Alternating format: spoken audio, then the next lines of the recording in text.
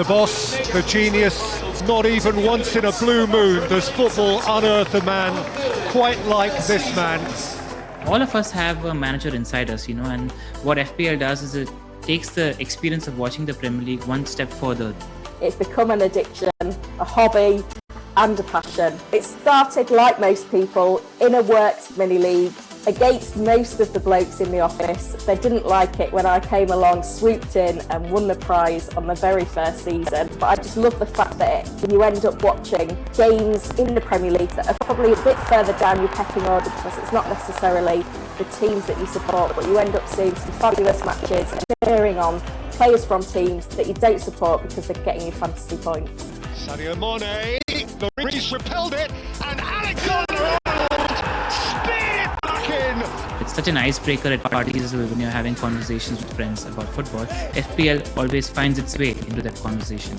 And I think it also, at a certain level, builds your skill sets when it comes to mathematics and analytics, because you're always trying to make probability calculations. It's a bit of a puzzle that requires a few different skills. Some football tactical knowledge, some economics, some maths, some psychology even thrown in there. But I think it's most enjoyable when you've got a good-natured rivalry in a mini-league. Salah's got half of the field to himself. Salah eyeball to eyeball, seals it! Boy, this matters! I really started playing seriously, I guess, in 2013, 2014 in my first job.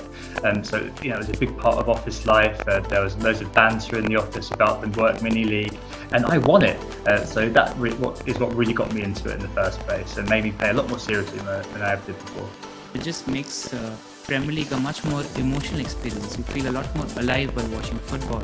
And it also leads to a lot of conversation with your friends and family. And you're in touch with them if you haven't been on a regular basis. So I just think it's such a useful, enriching social activity which keeps your brain active all the time.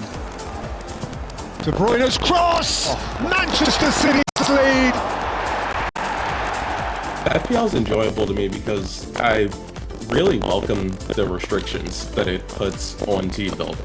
There's certain game modes where it's nice to be able to just pick the players that you think are going to do well, but when you have to think about things like how am I going to manage my budget, how am I going to manage transfers, what am I going to do with my different chips, I do find that to be a good thought exercise for just figuring out the best usage of everything.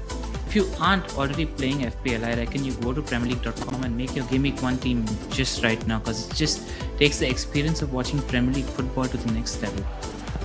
In by Zinchenko, taken by Foden. Gundogan's on the twist and scoring a truly super goal.